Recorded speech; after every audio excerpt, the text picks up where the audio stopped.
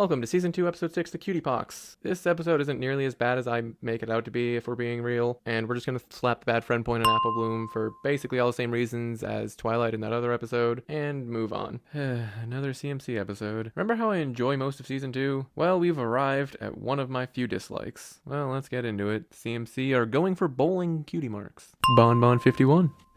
Reference.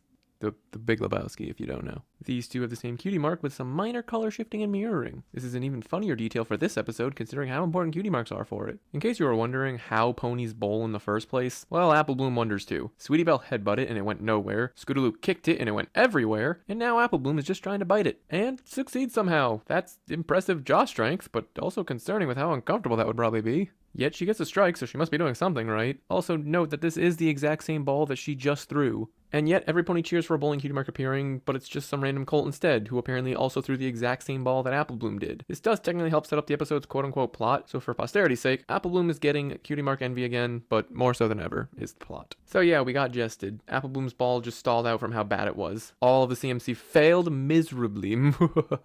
Alright, I'll stop being mean to the children, at least until they deserve it. We see the Sweetie Belle and Scootaloo pair still enjoying themselves and joking around, while Apple Bloom is taking their failures a lot harder and is more upset by them. Apple Bloom fills a weird role as like the pseudo leader of the CMC. They each get to influence everything, but it feels like Apple Bloom has the most influence. I know that this episode is more Apple Bloom focused than CMC focused. However, I get the feeling that it'll become more noticeable as we go on in the series that she is. Right now it's a feeling, hopefully it'll develop into an actual plot point. Actually, now that I think about it more, their premiere episode in season 1 also is led by Apple Bloom, so I'm probably not actually crazy. Now the other members of the CMC are going to try to put the bloom back in her apple, which is, you know, a funny way to put it. Also, I'm not sure if it's intentional, but Sweetie Belle's voice actor is doing a lot of voice cracks. It's not a positive or negative, it's just an observation. For some reason, they draw Sweetie Belle and Scootaloo as quite angry with Apple Bloom here. Not disappointed it didn't work, but more like, why are you being so difficult? Feels like a misstep given they're still trying to help. They then try having Pinky party it up to no avail, and Rarity making her a hat to also no avail. Little surprised we didn't get more fallout from Pinky failing to bring a smile to some pony's face, but this episode isn't about her, so we move on. While taking an angry walk through the lethal forest of doom, aka the Everfree Forest, Apple Bloom, using 0 of her brain cells, also falls down a cliff. But thankfully, the relief of the episode, Zecora, is around, and they already have a good rapport from Apple Bloom being the only non-racist pony back in season 1, so everything's gonna work out great. Zecora is like the only reason I can make it through this episode. She's written real well. Apple Bloom chipped a tooth from her fall, which causes her to speak in a standard nerdish dialect with the emphasis of saliva on the S's, which the VA does really well. Zecora brings her home to help her fix it while Apple Bloom complains about her problems. We love Zebra Aunt.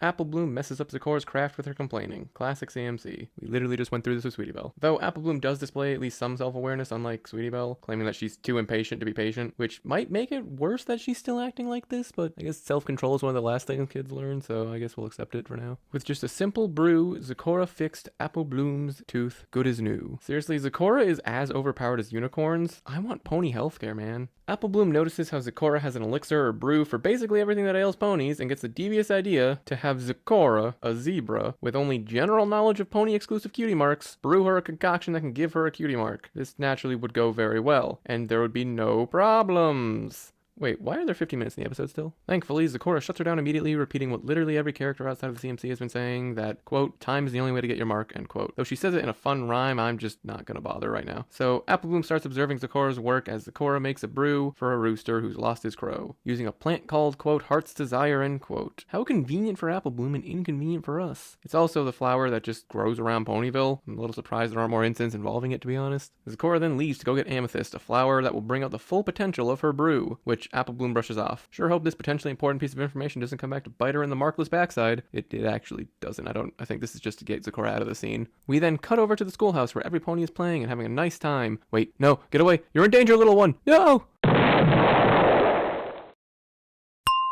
Oh my god. Apple Bloom surreptitiously acquired her cutie mark off screen during the transition. I'm sure this has nothing to do with anything that just happened. How good for her and how jealous the others must be. Twist gets to have speaking lines again, which is fun. And as for Apple Bloom's cutie mark, everyone is guessing what it is before Apple Bloom reveals that it's a loop-de-hoop mark, which are just hula hoops, but I'm assuming that name is copywritten by some toy company or something. The bully characters get bully dialogue in this scene to bully Apple Bloom. The bullied Apple Bloom demonstrates adequate skill and impresses the crowd, including the bullies. Don't worry, we're almost to the things I can actually talk about. Cheerly comes out and seems upset at Apple Bloom for distracting her students when she wants to call them into class, but in actuality, she wants to forgo class and have Apple Bloom teach everyone how to loop-de-hoop. Not sure how she knows what they're called since Apple Bloom said that term is just what she called it since Applejack made it for her out of a barrel ring. Also, Cheerly might just be a straight-up bad teacher. Apple Bloom was getting bullied constantly for her blank flankness, and she did nothing and even smiled at Diamond Tiara's teasing, but now that Apple Bloom has a cutie mark, she bends over backwards to give her the spotlight. Cheerly is perpetuating the cutie mark superiority complex. This is my new crack theory, with only minor dismissible evidence. CMC are weirdly not included in this shot. I think they're below the camera here, but I don't even think that tracks with the future way the scene plays out. I don't know. Diamond Tiara and Silver Spoon give a genuine try at loop-de-hooping, which is unexpected. Apple Bloom gives them just a backhanded motivational statement though, which I suppose is her way of getting revenge on them. So real quick, one could assume that Apple Bloom is good at this because she's been doing it since she was a kid. I mean, she's still a kid, but you know what I mean. But we'll see later that the method she used to get her mark gives her the ability to do whatever the mark says, but she has to already be good at loop-de-hooping, or else she would be surprised herself at what she's able to do. And since she isn't, it likely means that is the case. This has nothing to do with anything, just some observations on the whole cutie mark chaos we're about to see, as I think she does get surprised at being able to do some of the things later. Might be wrong though. The show is also using this episode to have Apple Bloom be beloved to get back at the bullies and upset them since they lost their only ammo against Apple Bloom being the whole flank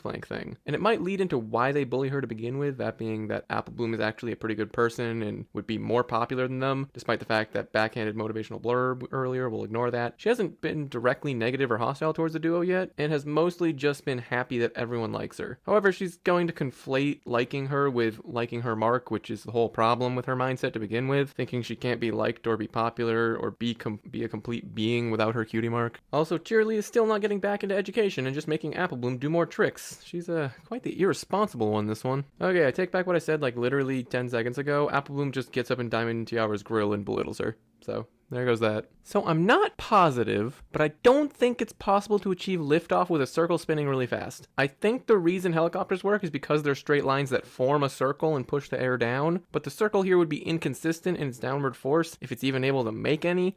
Am I really going into helicopter mechanics in a children's cartoon where physics have no bearing? Yes, forever and always. Anyway, Apple Bloom gets a second cutie mark.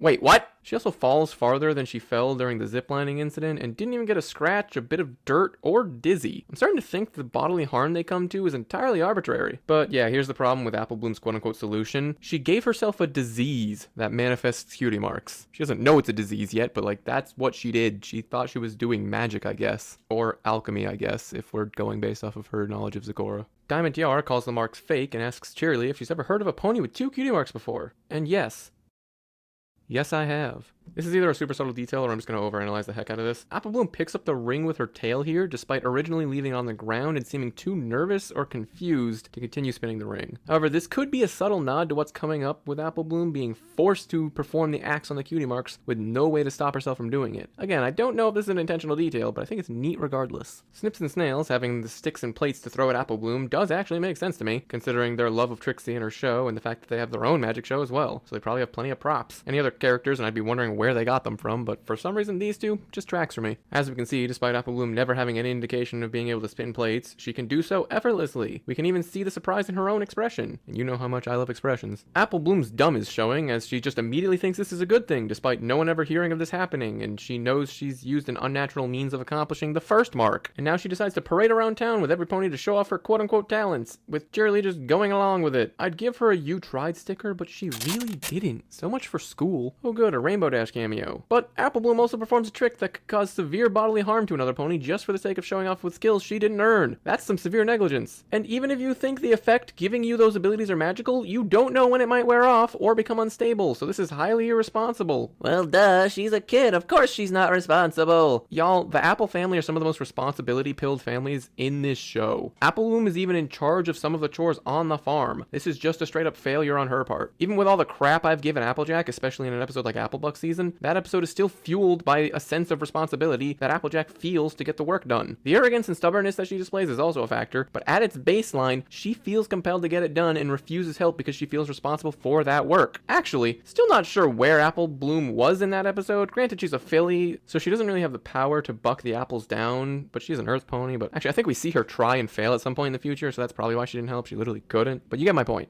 Sweetbo went to grab Rarity, and Twilight is also just there. She was probably hanging out with Rarity at the time, if I had had to guess. If this didn't work out in like 3 seconds, I'd be annoyed at Apple Bloom assaulting another member of the main six. The ring ended up styling Twilight's main like rarities. Rarity enjoys it, and Spike enjoys it way too much. Spike, Twilight literally hatched you. Come on, man, have some dignity. The rest of the apples arrive and seem enthralled. They decide to assist with the show, Applejack throwing a pie and several plates into the air, which Apple Bloom then uses the loop-de-hoop to slice and dice this pie, demonstrating how dangerous her previous maneuvers actually were. And there we have it, a perfectly cut pie. Pinky, be careful. Bonbon 51. We've had so many backgrounders, I was wondering if I missed any. Might have still missed some, but I don't think so. My brain is basically programmed to look for them at this point. This is probably a more intentional demonstration of Apple Bloom's inability to stop doing the cutie mark actions, because she's still really tired and doing it as they're coming home. Granny Smith is still being played for old people laughs, but the apples are being supportive, at least for now, when they think that Apple Bloom got 2 cutie marks all on her own. Big Mac apparently helps Granny fix her cramps and aches by hoofing her in the side. I guess if it works, he probably needs to hold back a lot though. We saw what he could do in the other episode this season. I know this painting is supposed to be a reference to the famous picture of that farmer and his daughter, American Gothic, but in universe, who the heck are they supposed to be? That's not their parents, that's for dang sure. Could be other extended apples we never meet, I guess. Applejack wants Apple Bloom to join the rodeo already, and they all fawn over how their little apple has finally bloomed. Funny how that joke was made twice in the same episode.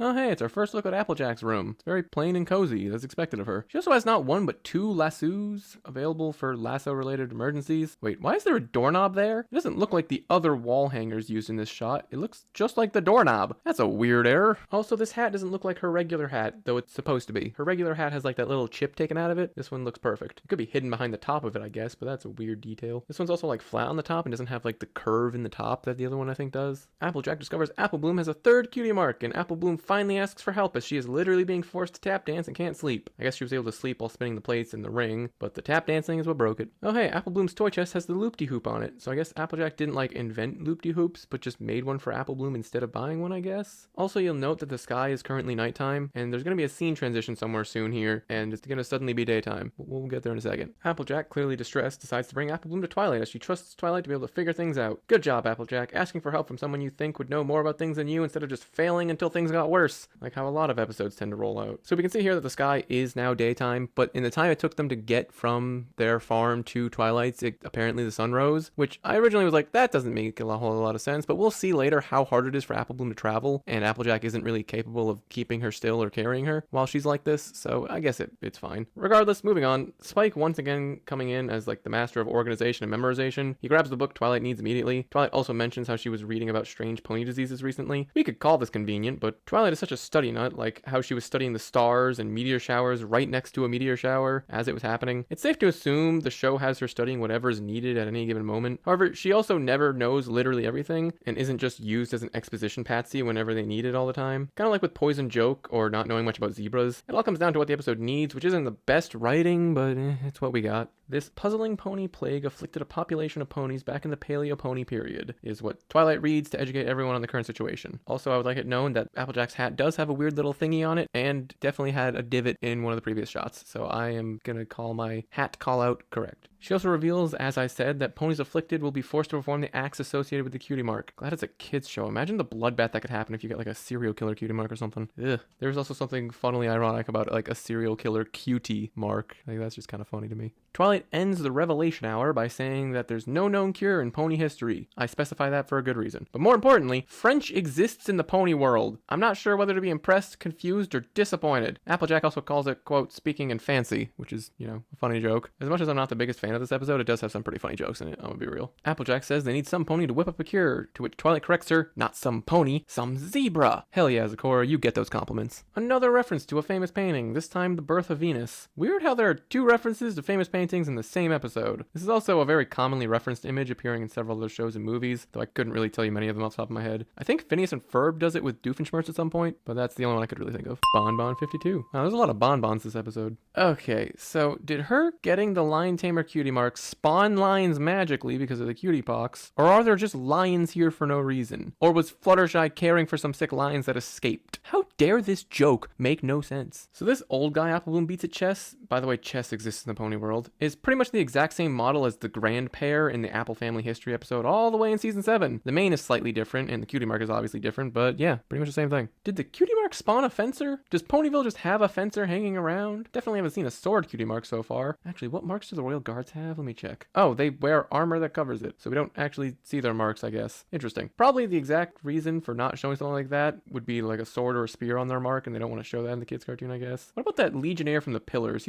His looks like a lightning bolt, actually. Never mind. I'm gonna look out for weapon cutie marks if possible. That could be an interesting thing. Also, we're not counting this bonbon because I literally just did. She's in this scene. We know it. Whereas previously, she was in new scenes. The flower ponies, Rose, Daisy, and, you, who love to freak out over little things, start calling Apple Bloom cursed or hexed, but Spike does a pinkyism and instead tells them it's a mysterious illness with no known cure, because that's better. I hate this bit in like every show it's ever done in. I hate it. There's our Lyra 45. Still no Derpy, sadly, unless I missed her somewhere. Also, apparently everyone in Ponyville has heard of the Cutie Pox, as they all react as if they do, despite the fact that Twilight didn't know about it. Also, I probably should have brought this up earlier, but we learned about the Paleo Pony period. I don't even know how to even open that bag of nonsense. That has a lot of lore implications. I'm not even gonna bother. Holy moly. The gist of it is they basically had a hunter-gatherer society in the pony world. That's as far as we're going to really get into it, because there's so much I could just randomly spew about it that could be full of assumptions. I don't think this ever comes up ever again. We're never going to learn about this anymore. Again, I don't know the comics. Who knows? Zecora is hanging around town shopping and remarks how she thought this wasn't a problem anymore and should have just stayed home after all the ponies run away and bar their doors. Poor Zecora, man. Zecora remarks how she thought she had enough supplies to fix her potions she was making, but after Apple Bloom visited her, some of them had gone missing, revealing the cause of the Cutie Pox being Apple Bloom herself. Also, hey look, swords! That didn't take long at all. And so Zecora reveals that the only cure for Cutie Pox is to plant the seeds of truth and then speak the truth to them so they grow. That's completely inane and nonsensical. It's perfect and thematic for this exact situation, but what if you got the Cutie Pox without lying about it? What if you just got unlucky? Do you still need to reveal a bunch of truths about random stuff or private stuff? I like creative diseases and cures, but this is like too thematically relevant to be believable to me. Granted, I'm not in the best of moods with this episode, but I like Zecora enough to not let that consume me for the moment. I'm not sure what would be a more believable remedy though, so it's better than some no-name brew that gets consumed and is over without resolving any of Apple Bloom's sins, so I guess I'll accept this. The juxtaposition of Applejack and Twilight's concerned expressions with Zecora's disapproval of Apple Bloom is pretty entertaining. It would be more sad if we didn't know Apple Bloom was the cause of all of this, as we would kind of be in the same boat as Applejack and be concerned, so that maybe could have been for a better episode if we just never noticed Apple Bloom doing the thing. But it's better to have revealed it and set it up as an option, so this isn't really like an out of nowhere type of deal. It's probably fine the way it is. After some pinky comic relief that's not mean, obtrusive, or annoying and is actually pretty funny, we get Apple Bloom confessing to brewing a potion that Zecora showed her to give her her heart's desire, using all of the flour that Zecora had. Hence why the Cutie Pox is worse than it probably otherwise would have been. I don't actually know though, it's just a guesswork. Everyone else is amazed by the flour growing from Apple Bloom's confession. Apple Bloom also stopped being forced to speak French for her confession, which is good. It's also disappointing because it would have been really funny for her entire confession to be in French and then have her reiterate what she learned for the letters of Celestia. I think that actually could have been more funny. Apple Bloom apologizes to especially the CMC as she cares about them more than most, though saying she quote-unquote got carried away is sugarcoating it a little bit. She not only lied but also stole from Zecora. That's some Sweetie Belle behavior. Okay, I'm sorry. I need to stop making fun of the children. I know I said I'd stop. Thankfully, she gives Zecora an especially heartfelt apology, and Zecora is more than happy to forgive Apple Bloom, citing the entire theme of the show: with every mistake you learn something new, growing up into a better you.